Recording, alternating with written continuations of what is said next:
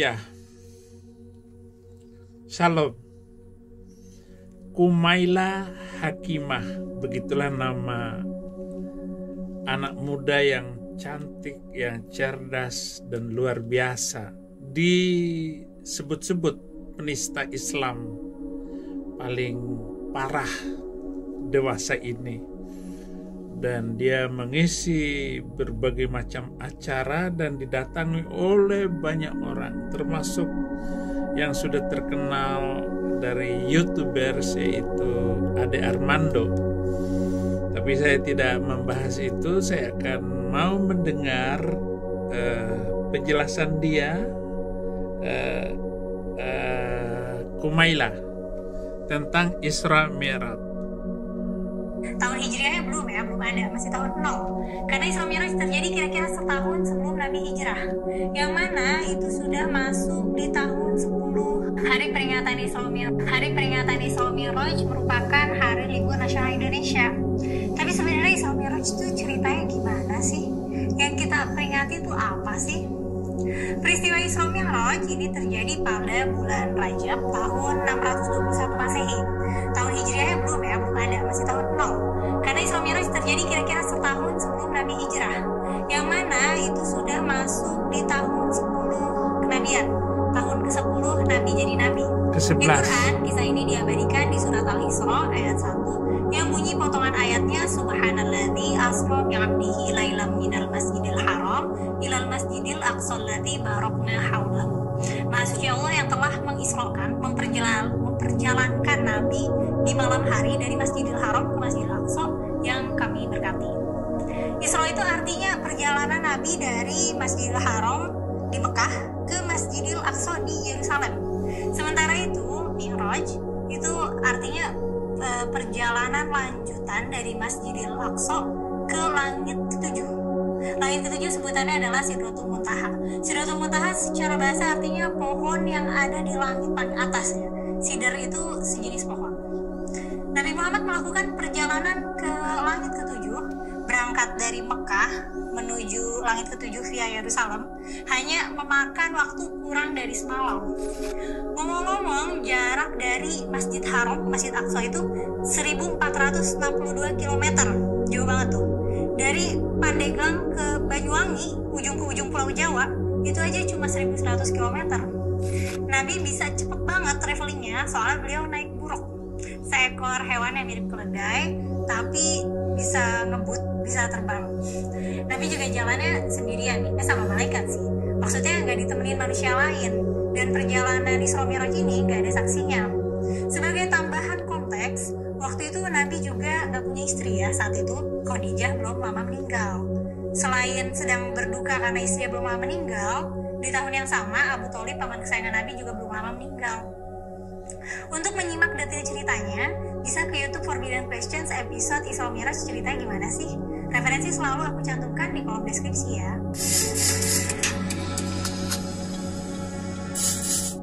Iya, saya sudah membahas berkali-kali tentang perjalanan Isra Mi'raj ini di dalam video-video saya. Tapi yang harus saya bahas begitu luar biasanya ini anak. Saya nggak menyangka sebelumnya bahwa putri ini berani berbicara dan membahas berbagai macam topik yang unik dan itu susah difahami oleh orang seusia dia. Namun kecerdasannya diakui.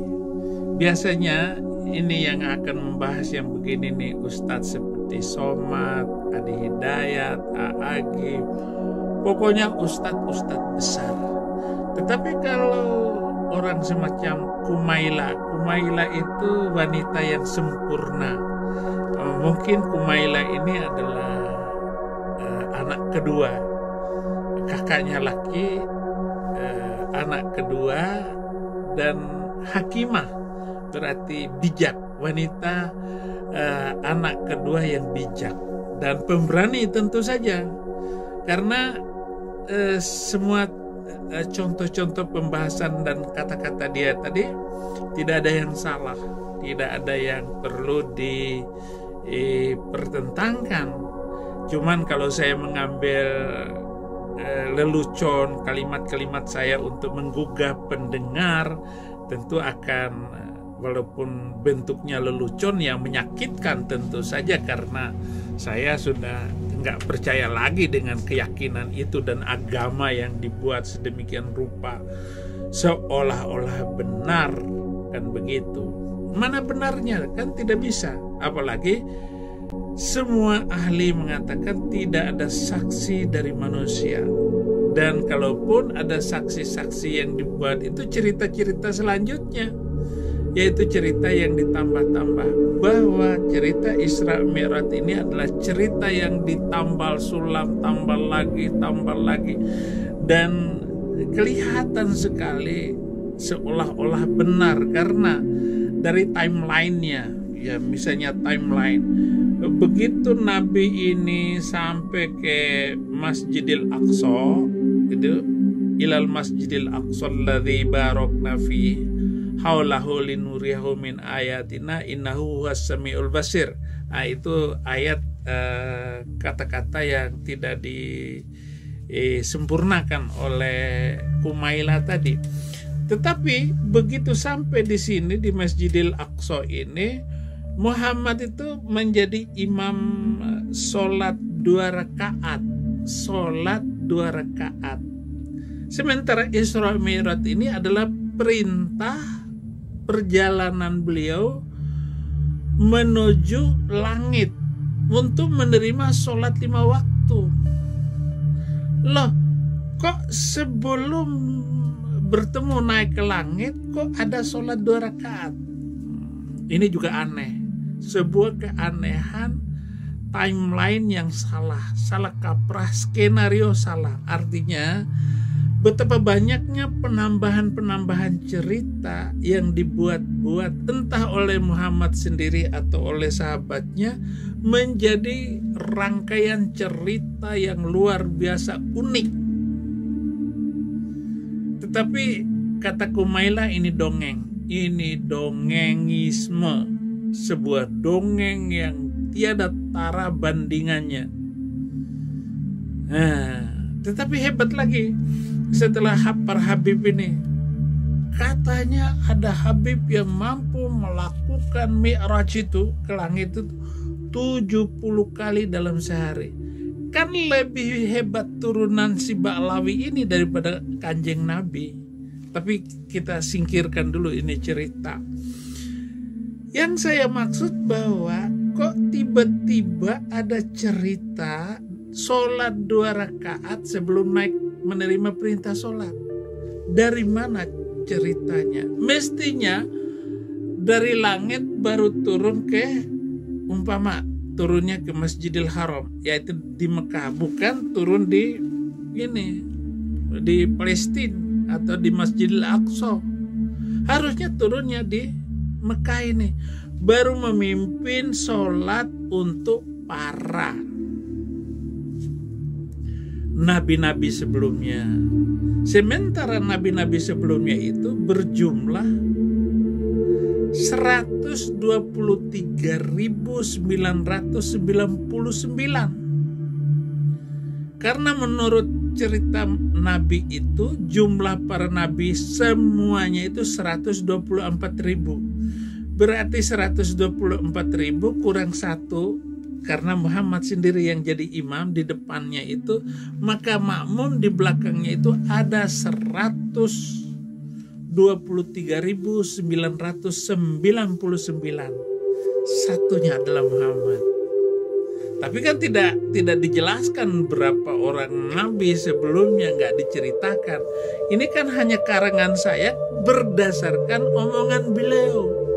Karena yang menjadi makmum itu adalah seluruh nabi termasuk Adam. Dan di halaman masjid itu adalah tempat mengikat kendaraan para nabi. entah yang menaiki unta, menaiki kuda, ataupun menaiki keledai atau bagol, macam-macam kendaraannya, diikat di halaman itu. Berarti ada 123.999 ekor kendaraan semacam keledai onta di halaman itu. Dan betapa banyaknya itu hewan kendaraan para nabi ini. Dan saya nggak tahu apakah para nabi itu membawa satu kendaraan satu orang atau enggak, atau dua orang nabi boncengan. Kalau boncengan ya hanya 900-an ribu, nggak sampai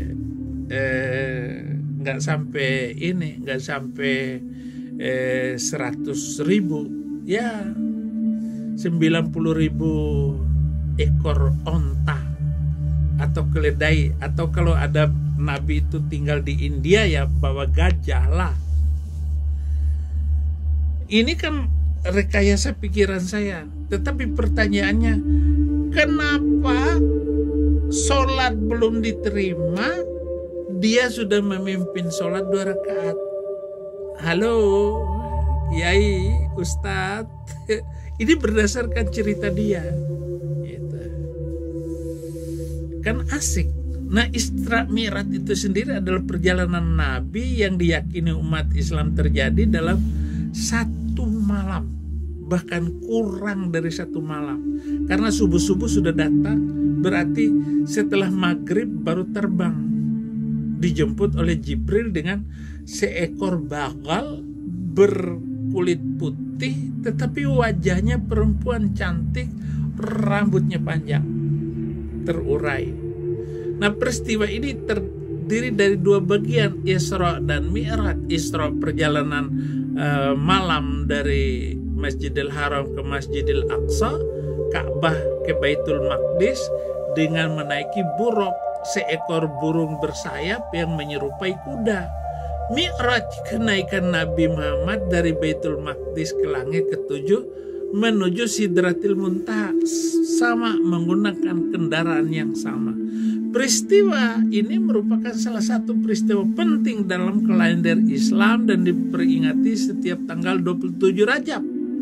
Dan Isra Mi'raj memiliki beberapa hikmah, diantaranya menumbuhkan keimanan kepada Allah, meyakini bahwa Muhammad adalah utusan Allah, meyakini bahwa setiap kesulitan akan ada kemudahan dari Allah, mengetahui bahwa melanggar perintah Allah itu akan berakibat hukuman, dan mengerti tanda-tanda kebesaran Allah. Karena di dalam perjalanannya itu, saudara-saudara, Muhammad melihat neraka dan juga melihat surga. Kok sedemikian gampang dan cepatnya beliau memperlengkapi seluruh ceritanya itu, sehingga panjang sekali kalau diceritakan. Bagaimana melihat orang disiksa di neraka gara-gara ini. Nah, orang-orang yang orang-orang yang misalnya nggak bayar zakat, itu punggungnya disetrika, itu panasin sampai ngelupas, habis kemudian dikembaliin lagi kulitnya, disetrika lagi, kemudian dikembaliin kulitnya, disetrika lagi, begitu seterusnya. Tukang fitnah, apa katanya? Tukang fitnah itu nanti dia akan menggunting sendiri lidahnya, tumbuh lagi, kelutak, tumbuh lagi, kelutak, dipotong ini lidahnya, si tukang fitnah itu. Apakah nanti termasuk Saifuddin Ibrahim yang tukang fitnah untuk nanti nah pasti menurut mereka bahwa saya ini nanti di kiamat akan memotong lidah saya sendiri, karena katanya Saifuddin Ibrahim tukang fitnah.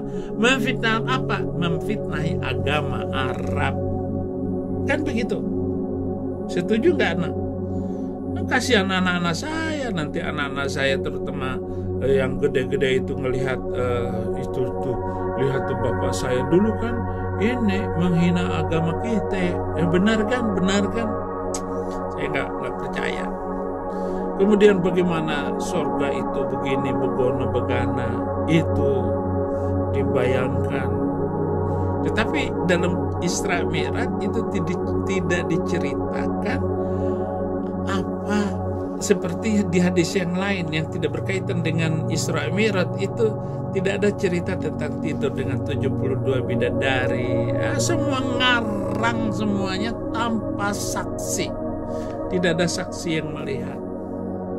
Nah, ketika naik langit pertama ketemu Nabi Adam, langit kedua si ini, langit ketiga Isa Al-Masih, langit keempat si ini, langit kelima ini ketemu dengan Musa. Di langit kelima itu Musa alaihissalam.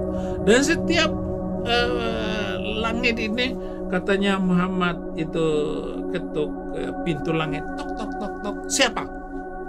Siapa? Saya, Jibril. Dengan siapa kamu datang itu? Muhammad. Apakah dia sudah diutus? Sudah. Masuk, ketemu Nabi. Naik lagi ke sana, ke langit ke-6. Tok tok tok tok. Siapa? Jibril. Siapa yang kamu bawa? Muhammad. Apa yang saudara? Sudah. Langit ke-7 ketemu Ibrahim. Nabi Ibrahim ketemu. Bla bla bla bla bla. Oh, ini dia nih Ibrahim. Jadi cerita itu tidak bisa dikonfirmasi. Tidak ada saksi manusia yang menulis. Tiba-tiba di dalam hadis begitu lengkap ditulis. Berarti tentang Isra Mi'raj ini begitu cerita yang ditambah-tambah, tambal sulam, tambah lagi, sehingga Nabi sendiri lupa skenarionya. Mestinya naik dulu ke langit baru turun di Masjidil Aqsa bertemu dengan para nabi dan Muhammad menjadi imam sholat. Jadi terlambat kalian para ulama muslim untuk memperbaiki cerita ini. Gitu. Oh, belum lagi saya akan kejar dengan berbagai macam pertanyaan-pertanyaan atau logika-logika pemikiran saya yang begitu, maaf, agak liar gitu. Masa Nabi pergi ke langit dengan kecepatan yang luar biasa? Kok nggak pakai ini, nggak pakai tabung oksigen? Karena nggak mungkin loh, nggak mungkin tanpa alas. Hancur loh, kecepatannya itu lebih daripada kecepatan suara. Untuk sampai ke langit itu minimal 5.000 tahun perjalanan cahaya untuk sampai kepada Sidratil Muntaha. Tetapi dilewati hanya kurang dari semalam. Perjalanan dari Mekah ke Palestina aja itu menempuh 1.400 sekian kilometer. Dan bagaimana kecepatannya itu harus ditempuh hanya dengan menunggang kuda bersayap. Dan berapa sayapnya, tetapi kalau melihat gambarnya itu hanya 2 sayap, kiri kanan. Tetapi apakah dengan kuda terbang itu bisa mencapai kecepatan maksimal seperti yang dibayangkan itu? Dan kalau dengan kecepatan itu nggak mungkin bisa bernapas. Nah, sudah ngek, sudah pasti ngek lah. Mau jawab kayak apapun, ngek. Innalillahi. Pasti dia sudah innalillahi. Mata itu sudah keluar, langsung keluar. Seluruh rambut ini nggak mungkin nempel di kepala. Ya sudah lepas semua, pantas aja.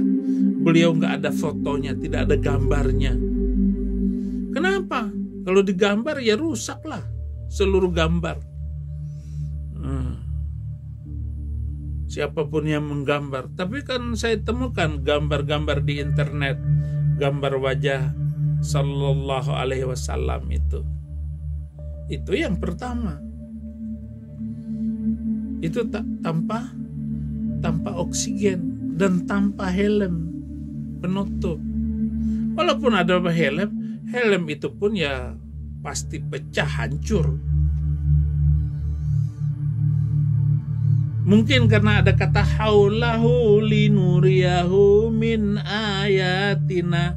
Nur, kecepatan cahaya, nur haulah dilingkupi sehingga dia tidak rusak.